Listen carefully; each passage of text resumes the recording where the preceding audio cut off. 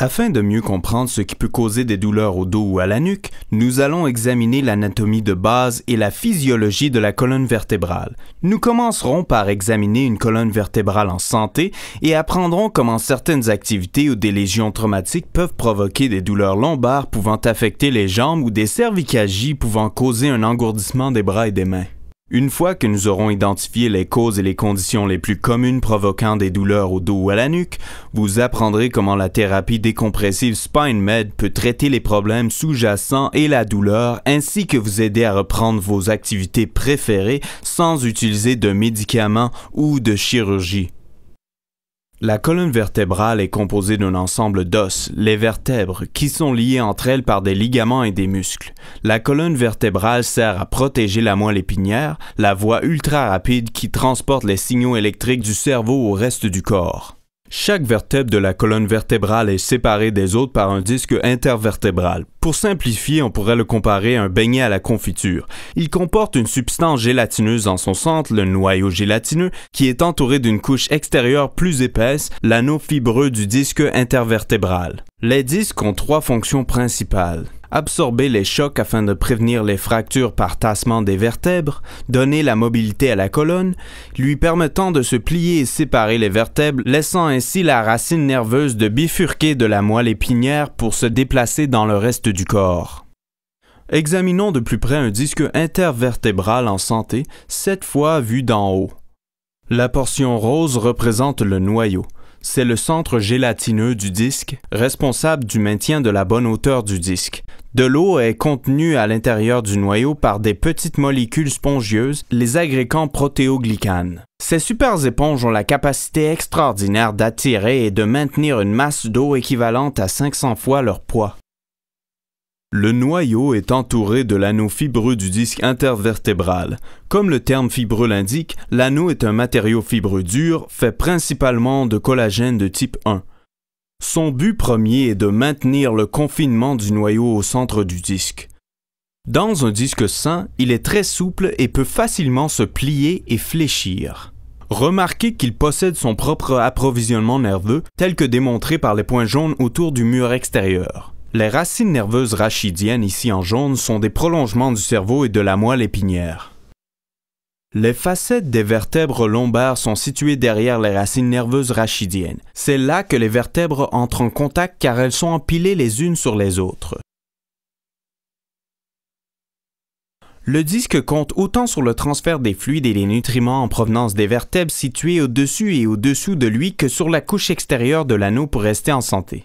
Des charges excessives sur les disques ont pour résultat une pression accrue qui ralentit le transfert de ces fluides et de ces nutriments.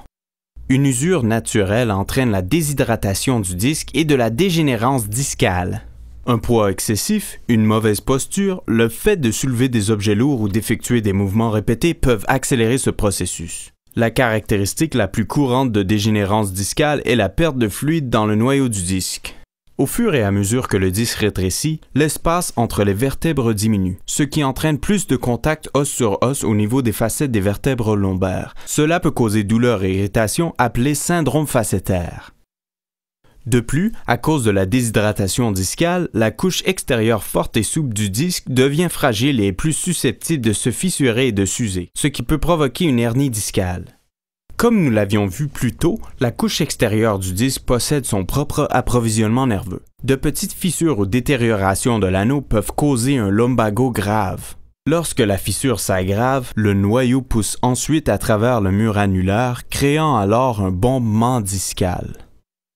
Au fur et à mesure que la condition progresse, le bombement applique une pression sur la racine nerveuse. Un nerf compressé entraîne souvent des lumbagos ou une sciatalgie, une douleur qui se déplace vers les fesses ou vers l'un des pieds ou les deux.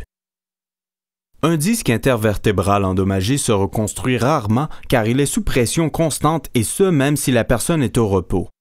Avec des douleurs au dos et à la nuque atteignant des proportions épidémiques dans notre pays, les professionnels de santé ont récemment cherché d'autres alternatives de traitement. En combinant science et technologie, l'un des traitements des blessures discales les plus novateurs au monde a été mis au point avec la table de décompression SpineMed.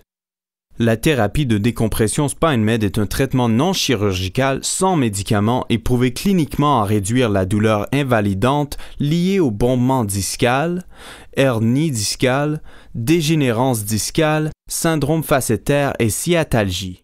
La table de décompression SpineMed agit dans le but d'isoler et de décompresser les disques intervertébraux en utilisant des techniques de distraction et de positionnement de la colonne lombaire ou cervicale. Cette procédure s'effectue sans que le patient n'ait besoin de se déshabiller et a été jugée sûre, indolore et très efficace. Grâce à des commandes informatisées précises, SpineMed est conçu pour cibler les disques lombaires ou cervicaux endommagés afin d'ensuite faire une distraction délicate au niveau de la colonne vertébrale.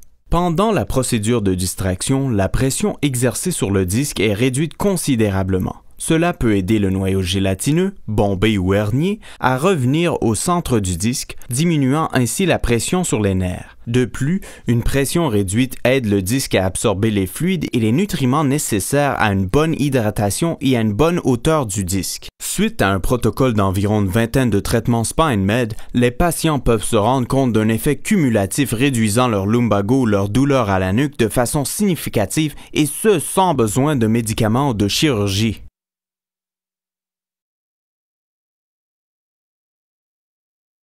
Before I got into SpineMed, the pain was so bad that it would interfere with my day at work to where I was grouchy, I was irritable. I would get it on my lower back and it used to kill me, drive me crazy, especially when I was in the car. My leg would actually go numb and the pain was just unbearable. I couldn't feel the legs, I couldn't stand, it was just unbearable pain.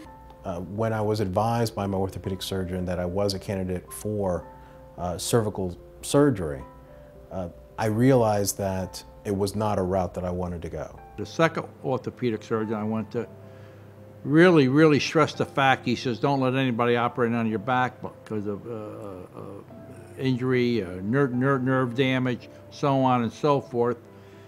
And I said, what is my alternative? What do I do from here? I'm living in pain. And he really stretched this table. And I'm going back to Dr. DeMarco for a treatment. I mentioned to him, and he says, I just purchased one. Dr. Markson told me about SpineMed and that it was a conservative route of treatment, non-invasive, that he's seeing great results from other patients. The SpineMed decompression therapy sounded a much more conservative treatment, and I'm glad I made the decision not to undergo the surgery. I have big things to pick up at work, like trays and stuff. I can do that with no trouble, where before this arm here just would not lift, just wouldn't lift. I'd have to use this arm to help do it. And now I'm just picking it up and going on with my life and run around circles. Some of them people are there. Having actually undergone this SpineMed decompression therapy myself, I've actually recommended it to several of my clients. Clients of mine that are in the same situation I was. They have herniations, some have actually multiple herniations, either in the cervical or lumbar area, that have actually recommended this type of treatment to them. I would recommend it to anybody. I'm just overjoyed, I'm happy. I can actually sit in the car and go for an hour's ride and get out, and I feel great. I no longer have the pain radiating across my shoulders. SpineMed is just absolutely wonderful. It was remarkable. The treatment was great. I'm a much happier person. I have a better attitude. I find myself whistling and kidding around. I truly recommend it to anybody with any kind of back or neck discomforts, herniated discs. It just feels so much like I'm really getting my life back. My first time on the SpineMed table, I was a little nervous. I didn't know what to expect. There was a lot of weird things going on in my back, and I got used to it. By the second and by the third visit, I was taking a nap. The headphones on, they had the music on, and I would actually fall asleep. That pain's no longer there. I don't have the numbing and tingling I had at my fingertips. I feel like I did maybe 25 years ago, I would say, 25 years ago. And I haven't had this feeling in a long time because I've been living with pain. And I just can't say enough about it. I just feel good now. It's just unbelievable what it's done for me. I don't feel any pain. It's definitely worth the investment in your life.